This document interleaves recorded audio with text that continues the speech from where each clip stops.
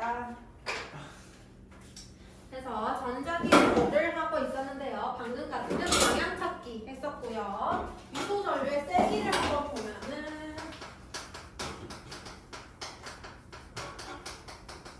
유도 전류가 세질 수 있는 방법이 세 가지가 있어요. 첫 번째, 자석 자체를 강한 자석을 사용하는 방법. 자석이 강해지면은 자기장이 강해지고 그러면 유도 전류도 강해지고. 두 번째, 코일을 감을 때 코일에 감은 수를 많게 하는 방법. 코일을 이렇게 느슨하게 감는 것보다 빽빽하게 감을 때, 이렇게 감을 때가 훨씬 유도 전류가 세져요.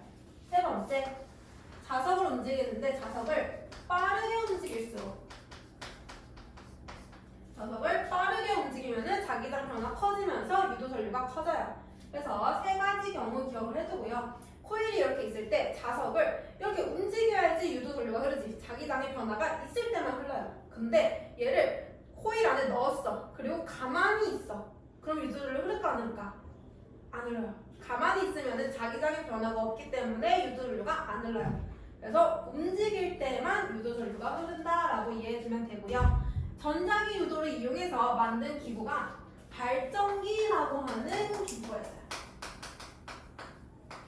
발전기는 전기를 발생시키는 기구다라고 생각하면 돼요. 전기를 발생시키는 기구.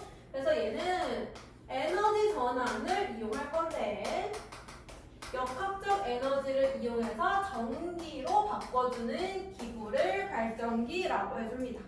이때 사용되는 원리가 전자기 유도 현상 사용을 할 거고요. 생긴 거를 보면은 양쪽에 자석이 있어요. 그리고 가운데 사각형 모양의 코일이 있어.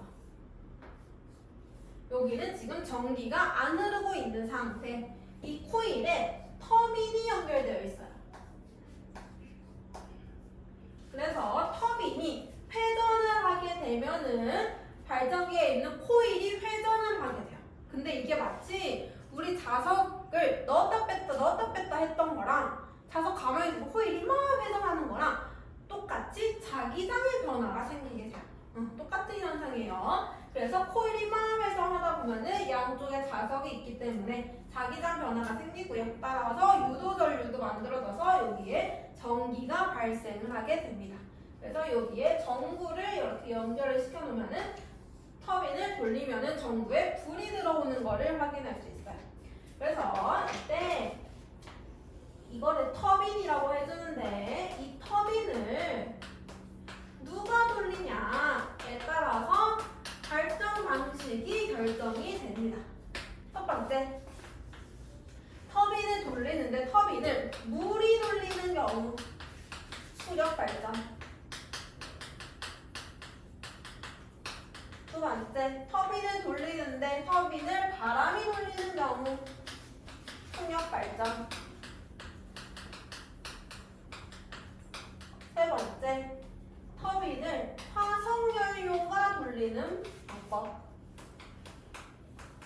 화력 발전.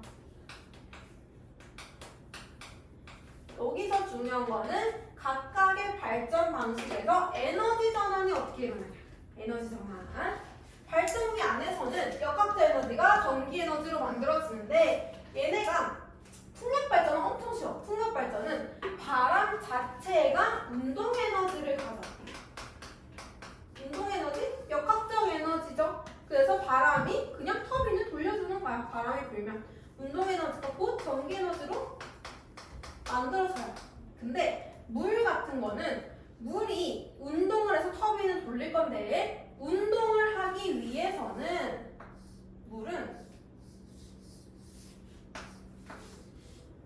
내가 여기에 댐을 설치해 거야. 댐. 그리고 나서 물이 차잖아. 근데 물의 높이가 양쪽이 똑같으면 물은 이동을 안 해요.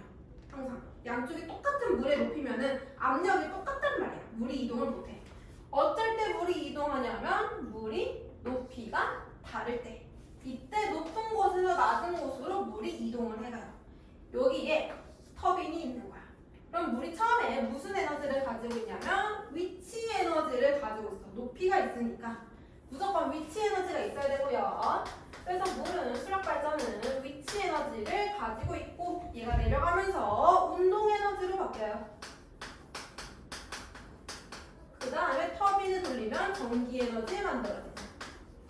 이렇게 에너지 전환이 일어나고 마지막 화력 발전은 화석연료 사용하는 건데 화석연료, 석유, 석탄, 천연가스 사용합니다. 그래서 화석연료를 태우게 되면은 열 에너지가 나와요. 그러니까 화석연료 먼저. 화석연료는 처음에 화학 에너지를 가지고 있어요. 화학 에너지라는 거는 화학 결합을 통해서 가진 에너지. 화학 결합 속에 가지고 있는 에너지. 그래서 화석연료는 화학 에너지를 가지고 있는데 얘를 태우잖아. 태우면 열 에너지가 만들어져요. 근데 이 열로 물을 끓일 수가 있어. 물을 끓이다 보면은 수증기가 나와. 근데 이 수증기는 바람이랑 비슷하다라고 생각하면 돼. 수증기도 운동 에너지를 가져. 그래서 수증기가 터빈을 돌려주는 거야. 그러면 전기 발생하죠.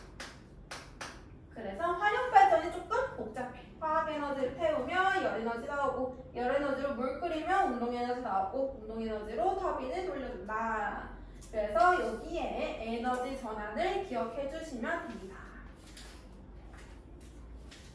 자, 그 다음에 책에 플러스 강의 보여요. 플러스 강의.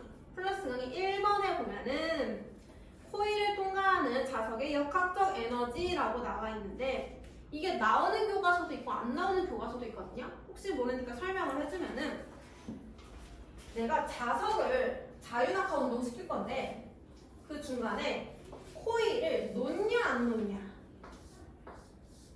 코일이 없는 곳을 자석이 통과할 수도 있고 코일이 있는 곳을 자석이 통과할 수도 있어요. 이때 역학적 에너지가 어떻게 되냐를 물어보고 있는 거야. 자, 코일이 없는 곳, 마찰이나 공기저항 무시할게요. 코일이 없으면은 자석이 떨어질 때 역학적 에너지 당연히 보존되죠. 공기저항이나 마찰 없으니까. 근데 코일이 있게 되면은 여기서 전자기 유도 현상이 일어나잖아. 그러면은 전기 에너지 만들어지지. 전기 에너지가 어디에서 왔냐면 역학적 에너지에서 온 거야. 에너지는 새로 만들어질 수는 없어. 전환만 가능해. 역학적 에너지가 전기 에너지로 전환이 된 거예요. 그럼 역학적 에너지 증가한 만큼, 아니 전기 에너지 증가한 만큼 역학적 에너지는 감소하겠죠. 이때는 역학적 에너지가 소실돼요. 없어져요. 없어지는 거 아니고 줄어들어요. 왜냐하면 전기 에너지가 만들어졌으니까. 그래서 두 개 빠르기를 비교하면은 왼쪽에 코일 없는 게 더 빨라. 역학적 에너지 많아서. 오른쪽에 있는 거는 전기 에너지 나왔기 때문에 빠르기가 좀 느려요. 천천히 떨어져. 그래서 역학적 에너지가 보존 안 되는 경우도 있다는 거 알려줍니다. 자, 그 다음에 넘어가 볼게요. 68페이지. 68페이지 위쪽에는 에너지 전환과 보존인데요. 우리가 아까 했던 거는 역학적 에너지만 다룬 거고 여기 나와 있는 거는 모든 에너지를 다 다루는 거야. 역학적 에너지 보존될 때 조건이 필요했었지. 공기 저항이나 마찰이 없을 때만. 근데 그냥 에너지, 모든 에너지를 다 포함하는 에너지 보존 법칙은 조건이 없어요. 조건이 없다라는 말은 항상 성립한다라는 말. 에너지 보존 법칙은 항상 성립합니다. 항상 성립. 에너지는요, 새로 생성이 되거나 소멸이 될 수가 없어요. 오로지 전환만 가능합니다. 다른 에너지로 바뀔 수가 있어. 근데 우리는 에너지를 절약해야 된다는 말을 써, 그치? 에너지가 부족하니까 에너지를 아껴야 돼. 근데 에너지가 없어지지 않는다며? 그래서 에너지를 아껴야 된다는 얘기는 없어지는 게 아니라 전환이 되는데 뭘로 전환이 되냐면 보통 열 에너지가 제일 많이 발생해. 우리가 뭘 하든지 마찰이 생기거든요. 모든 기구들은. 그러면 마찰 때문에 열 에너지 나와. 근데 열은 사방으로 막 퍼져나가잖아. 이거를 다시 모아서 다른 에너지로 전환시키기가 어렵단 말이야. 그래서 얘는 우리가 버려지는 에너지라고 얘기를 해줘요. 열 에너지는. 그렇기 때문에 열 에너지가 많이 발생할수록 버려지는 에너지가 많아서 우리는 에너지를 절약해야 된다. 열 에너지로 되는 거를 막아야 된다. 그 얘기를 하는 겁니다. 없어지는 건 아니에요. 그래서 여기 보면은 에너지 전환 예시 나와 있어. 전기 에너지가 열 에너지로 되는 거, 전기 다림이 전기 다림으로 찾을 수 있죠. 에너지 전환. 전기 에너지가 빛 에너지 되는 거, 전등, 텔레비전. 전기 에너지가 소리 에너지 되는 거, 오디오, 텔레비전. 어떻게 에너지 전환이 일어나는지 찾으면 되고, 많이 헷갈려하는 게 마지막 충전하는 거, 충전. 배터리라는 거는 화학 에너지를 가지고 있어. 화학 에너지. 그래서 배터리를 충전하는 거는 전기가 화학으로 전환되는 거고, 배터리를 뭐 휴대전화에 있는 배터리를 사용하는 거는 화학 에너지가 전기 에너지로 바뀌는 거예요. 배터리 충전은 전기가 화학, 사용은 화학이 전기. 그래서 배터리를 많이 어려워하더라고요. 그거는 한 번씩 더 봐주고요. 그 다음에 밑에 소비 전력 나와져 있습니다. 소비 전력.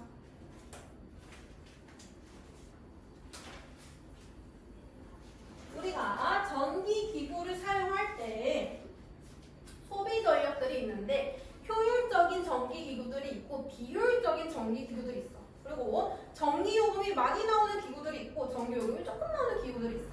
이런 거를 판단할 때 사용하는 게 전력이라는 단어고요.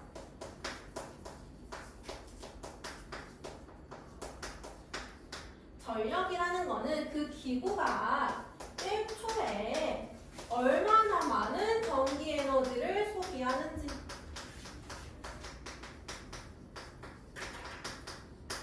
그래서 얘는 단위가 1초입니다. 1초. 그래서 총 사용한 전기 에너지를 1초 시간으로 나눠주면은 전력을 구할 수 있어요. 소비 전력은 시간분의 전기 에너지. 전기 에너지는 에너지니까 단위가 줄이고요. 이때 시간은 초 단위입니다. 그 다음에 소비 전력의 단위는 W로 쓰고 와트라고 읽어요. 와트. 그럼 내가 만약에 전기 에너지 구하고 싶어. 그럼 전기 에너지는 시간 넘겨주면 소비 전력에 시간 곱해줘서 구하면 되겠다. 이렇게 구해주면 되고요. 그 다음에 기구들을 보면은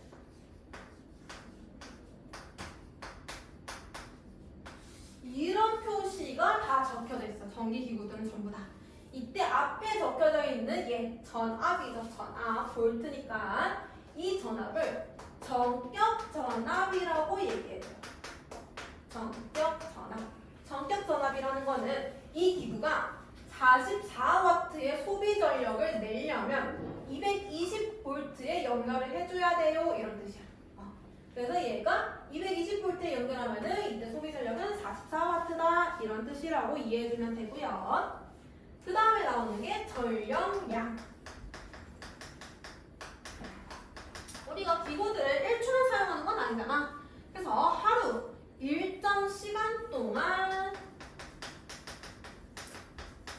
소비한 전기 에너지의 양. 얘는 일정 시간 단위가 hour예요. hour. 시단. 초가 아니고 시단위. 그래서 전력량은 전력에다가 곱하기 시간을 해주면 돼. 근데 이때 초가 아니라 hour에 곱해줘야 된다는 얘기. 만약에 소비 전력이 44W야. 이 기구를 내가 2시간 30분을 사용했어. 그럼 얘를 초로 바꾸는 게 아니라 시단위로. 그러면 얘는 44W 곱하기 2.5 하면은 전력량 나오죠. 그래서 전력량의 단위는 초가 아니고 시라는 거 기억하시고요. 그래서 얘 단위 쓸 때 와트시라고 씁니다. 와트시, 와트아워. 그래서 소비 전력, 전기 에너지, 전력량 세 가지를 구분해서 계산할 수 있으면 되겠습니다. 그리고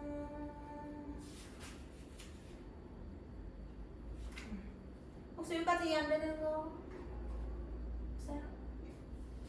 문제 풀어볼게요. 67, 69.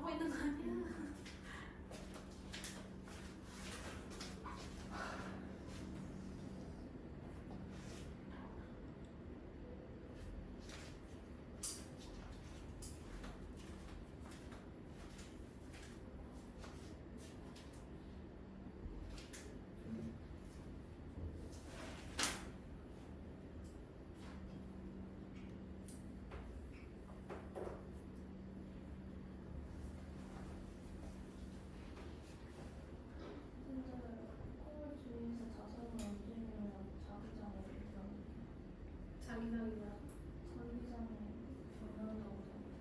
전혀 자기력선이 많아지면 자기장이 세지고 자기력선이 줄어들면 자기장이 약해져.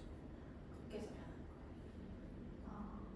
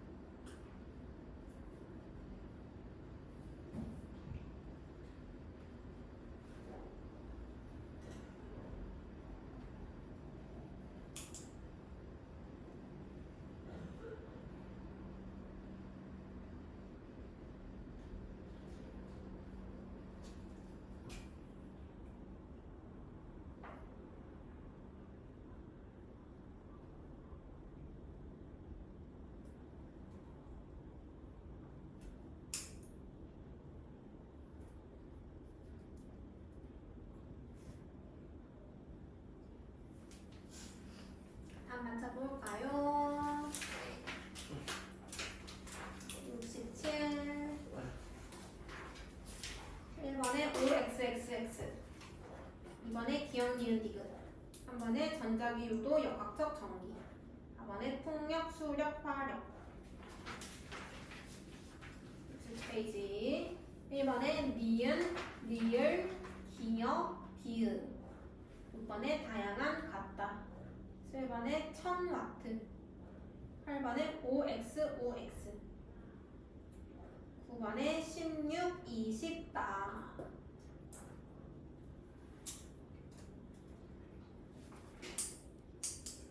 모르겠는 거 3번에 3번이 8번에 뭐라고? 3번이 3번 선풍기를 220V 전압에 연결하면 1초에 40J의 전기 에너지를 소비한다. 전력이 45W니까 1초에 45J의 전기 에너지 소비하는 거 맞죠? 어디가 틀린 것 같아요? 줄 맞춘 전기 에너지를 물어보니까 다니까 줄이에요. 그리고 혹시 킬로와트가 나오면은 1킬로와트는 1000W라고 계산하면 돼요. 알겠지? 킬로그램 할 때 그 킬로거든요. 1킬로와트는 1000W. 또 모르겠는 거 있는 사람?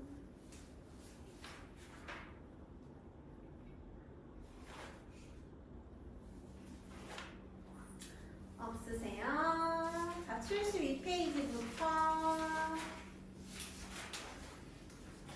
79페이지까지 숙제. 72부터 79 숙제.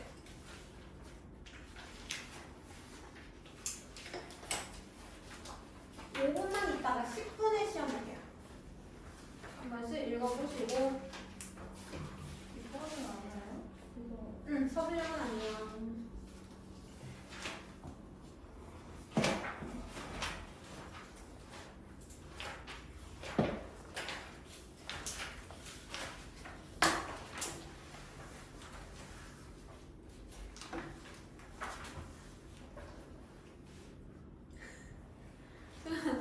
빨리 한 번씩 읽어봐. 시험 볼 거야.